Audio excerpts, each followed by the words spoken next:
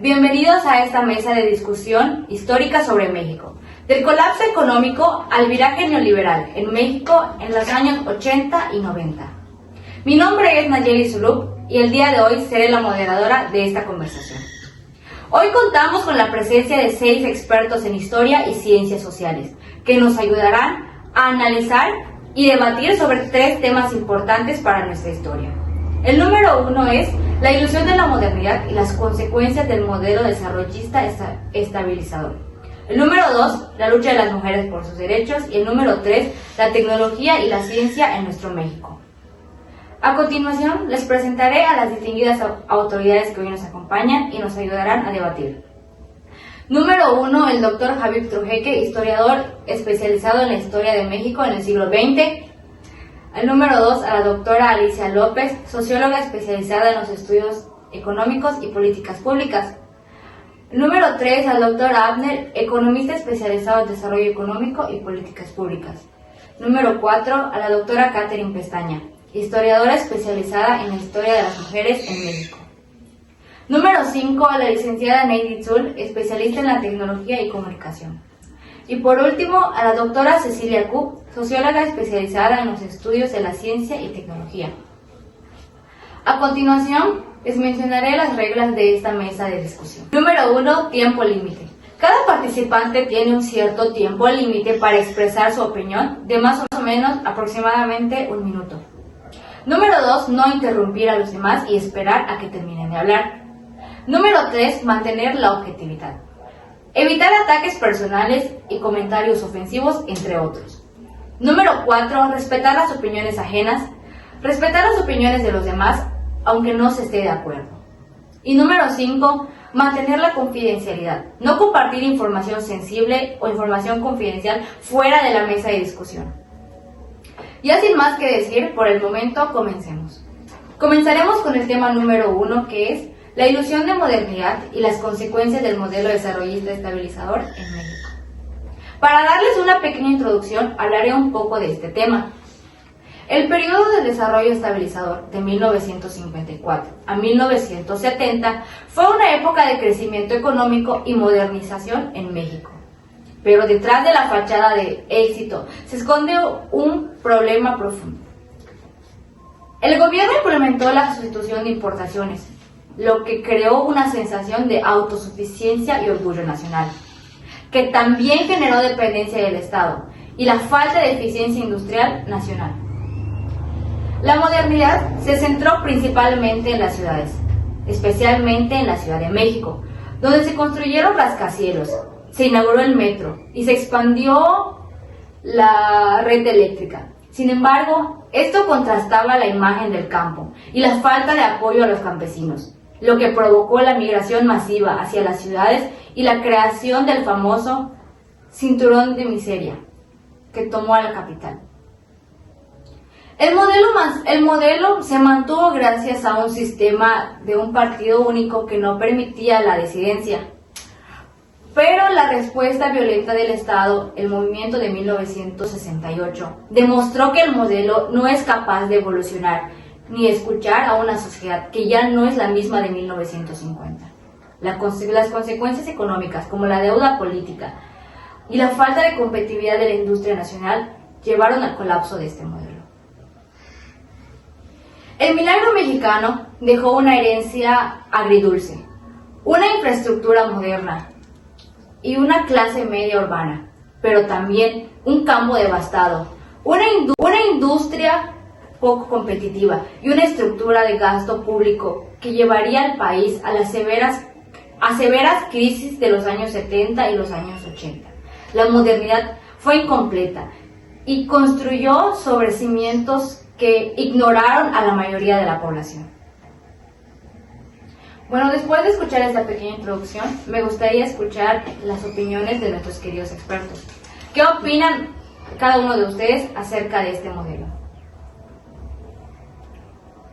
Yo opino que el modelo desarrollista estabilizador fue éxito, pero solo en su apariencia. Logró el crecimiento y estabilidad económica, pero lo hizo de manera desigual, beneficiando principalmente a las ciudades, a la industria y a ciertos grupos empresariales, mientras dejó rezagados al campo y amplios sectores de la población.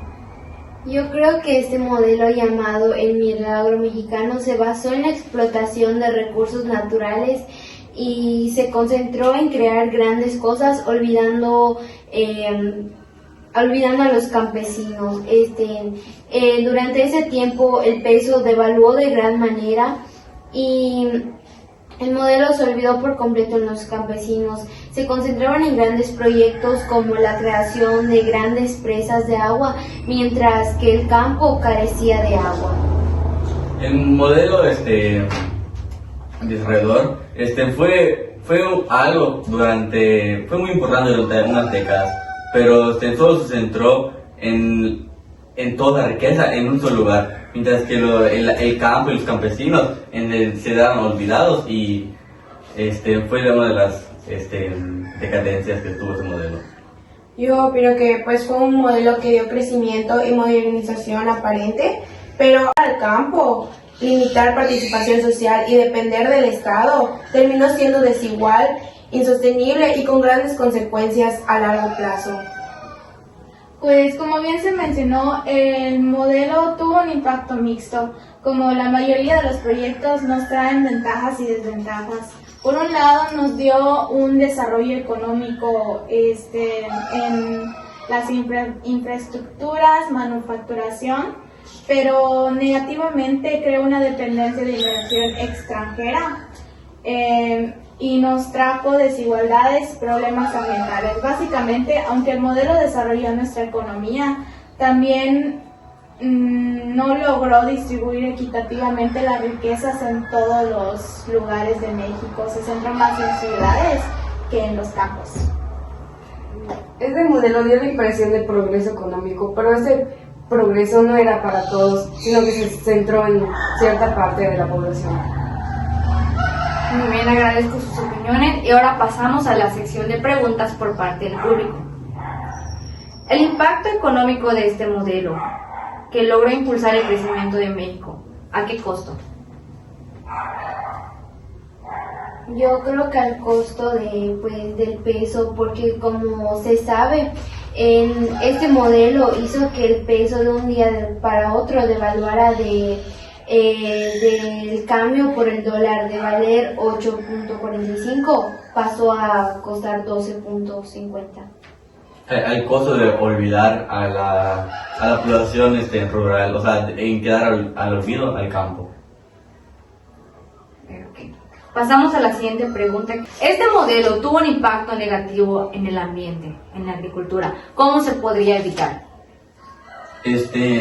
Así como el gobierno que solo se situó en la ciudad, también hubiera dejado una de esas partes de la riqueza en aportar al campo para dar más agua y así para que crezca la producción en el campo. Bueno, ¿qué desafíos enfrenta México en la actualidad para superar las consecuencias, sobre todo las deudas que dejó el modelo desarrollista estabilizador? Uno de los grandes desafíos que presentó México fue en que el gobierno que estuvo fue algo corrupto y por eso el desarrollo estabilizador fue uno de las grandes, así como ventajas, desventajas, pero uno de los mayores desafíos fue que toda la riqueza lo centró en la ciudad y dejó en olvido al campo. Yo igual creo que uno de los desafíos que todavía seguimos enfrentando es que sabemos que México está entre los países donde hay más pobreza, porque por el devalúo del peso, muchas familias, mayormente campesinos y que no tienen un sustento estable, pues no tienen para vivir de una manera adecuada. Bueno, ante toda esta plática, ¿qué podemos aprender de este modelo? Y si en algún futuro llegáramos a cambiar o implementar uno nuevo, ¿qué podemos aplicar para no volver a sufrir estas consecuencias que hoy en día presentamos? Podemos tomar, por ejemplo, como lo dijo mi compañero Abner, que le daban más importancia a una parte en vez de a la otra. Podemos darle importancia a ambas partes, porque tanto como una que nos impulsó, también la otra nos puede impulsar, porque no es un secreto que México es riqueza en agricultura Entonces podemos darle importancia a ambas partes y con ellas impulsar al país. Agradezco su aportación con estas preguntas y pasamos al siguiente tema, que es la lucha de las mujeres por sus derechos. Si nos vamos hacia atrás, las mujeres en México siempre han estado presentes, aunque desgraciadamente en los libros de historia se han olvidado de mencionarlas. Al principio, por allá de la época de la independencia y de la época de la revolución, las mujeres hacían de todo. Eran soldadoras, espías, enfermeras e incluso escribían periódicos clandestinos. Pero cuando las guerras terminaban, era tan fácil decirles gracias por participar, ahora regresa a la cocina. Ellas obviamente no se quedaron cruzadas de brazos. El primer gran ruido organizado pasó en Yucatán, en 1916, con el primer Congreso Feminista. Ahí se plantearon cosas que hoy en día nos podrían parecer totalmente básicas, pero que en ese entonces eran una locura. Como por ejemplo, que las mujeres pudieran estudiar o que pudieran decidir de su propio cuerpo. Finalmente, después de tantas luchas, en 1922, en Mérida, Yucatán, se aprobó que las mujeres tengan derecho al voto. Lo que más recordamos, como bien mencionamos anteriormente, es la lucha por el voto. Por mucho tiempo se creyó que las mujeres no debían votar, porque se pensaba que deberían hacer lo que el cura o el esposo les dijera. Fue una batalla larguísima. Mujeres como por ejemplo Elvia Carrillo Puerto se partieron el alma recorriendo el país para exigir ese derecho. Finalmente, hasta 1947, fue cuando por fin se reconoció legalmente que las mujeres podíamos votar y ser votadas en elecciones federales. Fue un paso gigante, pero apenas era el inicio. Un poco después de ganar el voto, la lucha tomó cambio de tono. En los años 70 y 80, las mujeres empezaron a organizarse más por temas de salud, libertad sexual y para detener la violencia, ya que no solo querían votar, querían estar en lugares donde se tomaban las decisiones. Gracias a la lucha de las mujeres de aquella época, es que hoy podemos gozar de múltiples beneficios, aunque desgraciadamente en nuestro país aún existe la discriminación a las mujeres en ciertos aspectos. Bueno, después de escuchar esta pequeña introducción acerca del tema, me gustaría escuchar qué es lo que opinan cada uno de ustedes. En mi opinión, el mayor desafío que enfrentaron las mujeres fue romper con una sociedad que ya tenía decidido su lugar. No solo tuvieron que luchar por sus derechos, sino también contra prejuicios, burlas y la idea de que no eran capaces o no debían participar en ciertos ámbitos. Avanzaron a pesar de la falta de apoyo y de oportunidades, demostrando que sus logros no fueron concesiones, sino el resultado de una lucha constante y valiente. Gracias por compartir tu opinión. Yo creo que la lucha de las mujeres fue de gran importancia en la historia, ya que antes se les consideraba que ellas debían de ser en la cocina, debían de ser esclavas de sus maridos, pero gracias a mujeres valientes que lucharon por los derechos simples como estudiar o poder votar, es que ahora nosotras como mujeres podemos ir a la escuela, decidir lo que queremos estudiar y tener voz y voto como en la sociedad. Gracias por tu opinión. Lo más difícil e importante es fue dar el primer paso. Ahorita que se dio el primer paso de que la mujer ya puede votar, ya puede hacer esto, es más, ya puede agarrar el poder de la presidencial, así como ahorita. Eso fue lo más difícil e importante. Y sería todo. Gracias. Pues yo creo que la lucha de las mujeres ha sido constante y fundamental para conquistar derechos básicos como el voto y la participación política. Pues aunque se han logrado grandes avances, la igualdad plena aún sigue siendo un reto en México. Pues como bien mencionaron todos mis compañeros, las mujeres han luchado mucho por los derechos durante muchos años y sabemos que esto no fue fácil, siempre surgieron desafíos en el camino. Ellas lograron cosas importantes para el país, pero también es necesario aclarar que aún sigue habiendo mucha desigualdad y hay personas que todavía quieren callarlas, pero pues ellas siguen manteniendo su postura. Considero que la lucha de las mujeres ha sido fundamental para construir una sociedad más justa. Bueno, pues después de escuchar las opiniones de cada uno de nuestros panelistas, pasaremos a la serie de preguntas por parte del público. La pregunta número 1 es: ¿qué papel juegan los medios de comunicación en la erradicación de la violencia contra las mujeres? Los medios de comunicación o más bien las redes sociales para mantener informadas a las mujeres de que, por ejemplo, hay TikToks de que tengan cuidado y se ayuden entre ellas. O sea, las mujeres se ayudan entre ellas para mantenerse informadas.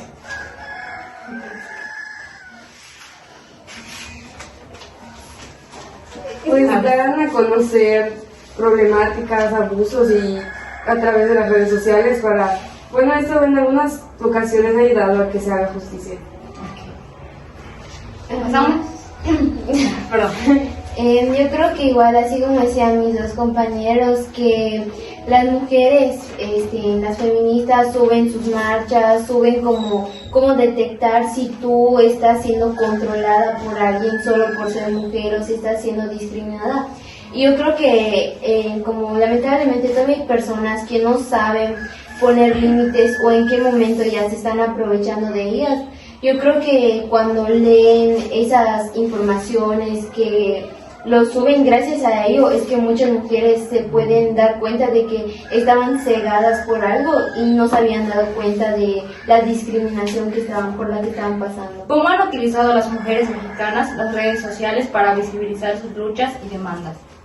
Pues haciendo, pues como obviamente, otra vez, haciendo TikToks, o sea, para viralizarlos y pues para poder ir y ser una más. También hay mujeres que suben sus casos para que, como dijo mi compañero, para darle visualización a sus casos, porque muchas veces el gobierno y pues los policías no toman la debida importancia que se le debe dar. Por ejemplo, hace poco vi un caso de una niña que fue abusada por su director de la escuela, hubo demanda, hubo denuncia, pero sin embargo no hicieron nada al respecto. Ok, sí. Pasamos a la siguiente pregunta, que es: desde su lucha, ¿cómo ha evolucionado el trato y los derechos hacia las mujeres? Pues antes, como bien decían, había muchos estereotipos sobre las mujeres, de que se tenían que quedar en casa, que no tenían que estudiar y que su labor pues era atender al marido, ¿no? Pero pues hoy en día ha evolucionado bastante y ya o sea, no en todas partes, pero la gran mayoría ya le da más importancia a las mujeres, les da más derechos, y un ejemplo sería pues por la presidenta de Claudia Sheinbaum. Ok, bueno, pues con eso concluimos la serie de preguntas de este tema. Pasamos al siguiente tema. Agradezco a todos su participación. Pasamos al tercer y último tema, que es la evolución de la tecnología y la ciencia, radio, televisión, internet y redes sociales. A continuación hablaremos de este último tema, que sin duda alguna dejó una marca en nuestro país desde sus inicios y es parte fundamental de nuestro día a día, que es la evolución de la tecnología y la ciencia, radio, televisión, internet y redes sociales. Durante mucho tiempo en nuestro país vivimos un periodo alejados de la tecnología. Fue hasta el siglo XX. En este periodo estuvo marcado por la consolidación institucional, industrial y la llegada de la tecnología. En 1920 se desarrolló un medio de comunicación totalmente masivo, pilar de la cultura del país: la radio. Las primeras fueron realizadas por entusiastas con fines comerciales. De 1919 a 1920 se registraron pruebas experimentales. Finalmente, en 1921 fue la primera transmisión formal. Apareció la primera radio en Monterrey, Nuevo León, llamada TUDN. Fue hasta que en septiembre de 1923 nació la radio comercial, inaugurado en las primeras transmisiones comerciales en la Ciudad de México de 1930 a 1950. En este periodo la radio alcanzó su máximo esplendor. Pese a que servía para entretenimiento familiar, radionovelas, figuras emblemáticas, incluso la política, y como medio de comunicación oficial. hasta la actualidad sigue siendo vital a pesar de las consecuencias de su competencia con otras plataformas. En ese momento la radio se adaptó a las necesidades de la época y hasta la fecha, como bien mencioné, sigue siendo algo fundamental en nuestros días. Un ejemplo sería la radio comercial fue utilizada para fines como por ejemplo promocionar ventas o incluso fue utilizada para promocionar partidos. Un ejemplo de ello sería la de Lázaro Cárdenas, que utilizó la radio para hablar de la expropiación petrolera. La radio es un gran invento que durante mucho tiempo se colocó como el número 1 de nuestro país. Reunía a familias, vecinos para escuchar los programas que se transmitían. Por otro lado, tenemos a la historia de la televisión. Es una crónica de argumento del medio de comunicación masivo que cambió la vida social. Nació gracias a unos experimentos de 1930 a 1940 por el ingeniero Francisco Javier y Guillermo González Camarena. El primer momento de su lanzamiento, la televisión causó una gran impresión a toda la comunidad.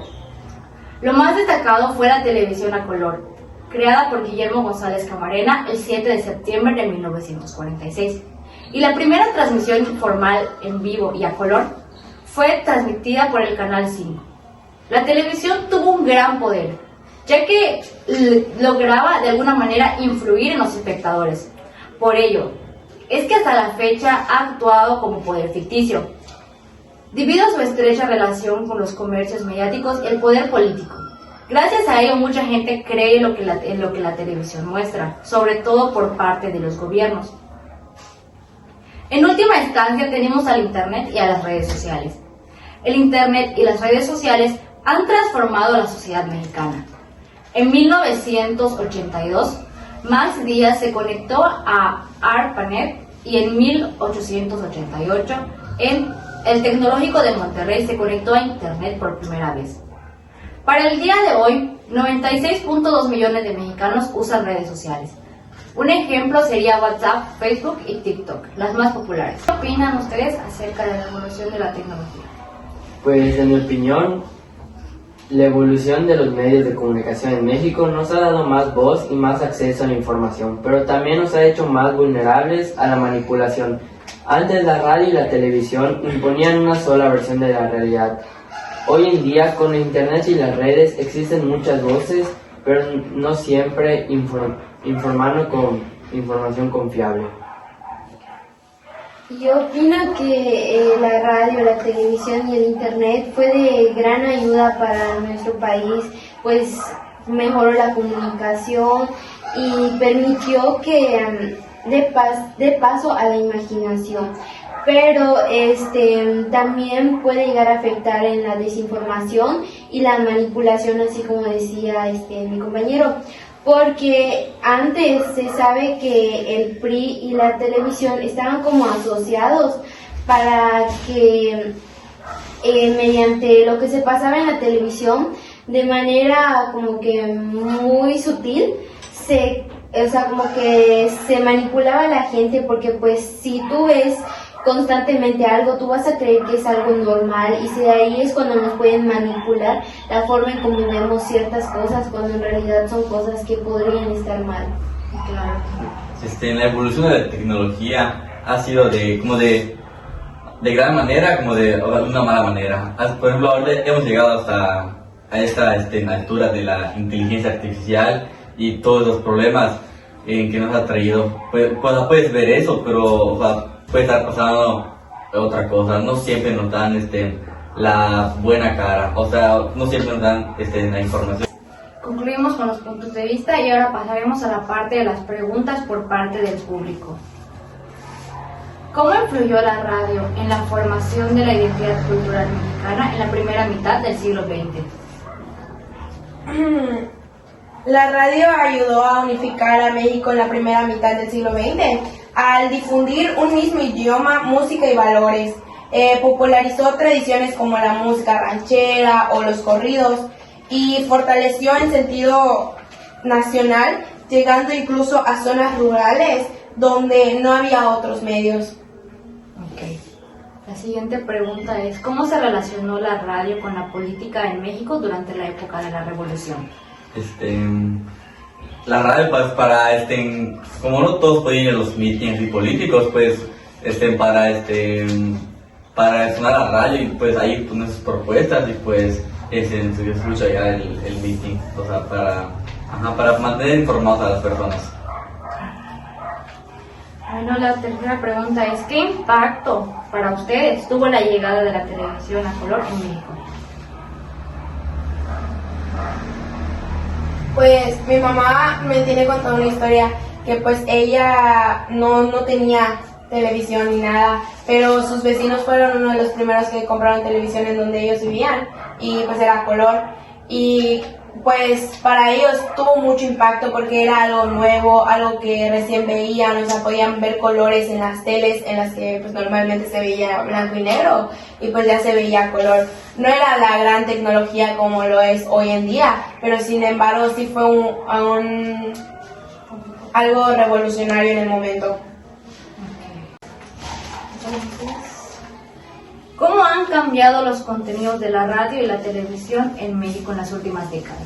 Pues en gran avance, ¿no? O sea, no ha sido totalmente diferente, han sido días en blanco y negro, o sea, en caricaturas, o sea, no caricaturas, o sea, como caricaturas, pero como el Chavo del Ocho, como era antes, de que era actuado por personas verdaderas. Ahorita no, ahora lo ves son caricaturas, ya con pura tecnología lo hacen, y pues ha cambiado bastante. Ah, ok, ya. También pues la radio se dejó de usar mucho porque ya al tener teléfonos celulares, al tener tablets, al tener laptops y cosas así, la radio poco a poco fue perdiendo su valor con las personas y se dejó de utilizar tanto. Sí hay personas que hasta la fecha siguen utilizándolo, pero ya no como antes. Sí, bueno, pues con esto concluimos esta pequeña mesa de análisis y discusión. Agradezco nuevamente a cada uno de los panelistas por dar su opinión y a continuación les daré una pequeña conclusión de mi parte. Hemos reflexionado sobre los desafíos y oportunidades que enfrenta México. La modernidad y el desarrollo han generado desigualdad y exclusión. Pero la lucha de las mujeres por sus derechos y la tecnología pueden ser herramientas para crear un futuro más justo y equitativo. La igualdad de género y la erradicación de la violencia contra las mujeres son fundamentales. Las mujeres mexicanas han luchado durante décadas por sus derechos y han logrado avances significativos. Por otro lado, la tecnología y la ciencia pueden mejorar la educación, salud y la economía, pero debemos abordar la brecha digital y la exclusión. Debemos trabajar juntos para crear una sociedad más justa, equitativa y sobre todo próspera. Nuevamente agradezco a nuestros panelistas por su valiosa contribución y al público en general por su participación. Espero que esta mesa de discusión y análisis nos haya servido para reflexionar más a profundidad sobre estos temas y a identificar lo importante que es y fueron para nosotros en nuestro país. Espero que les haya gustado y nos vemos en la próxima. Gracias.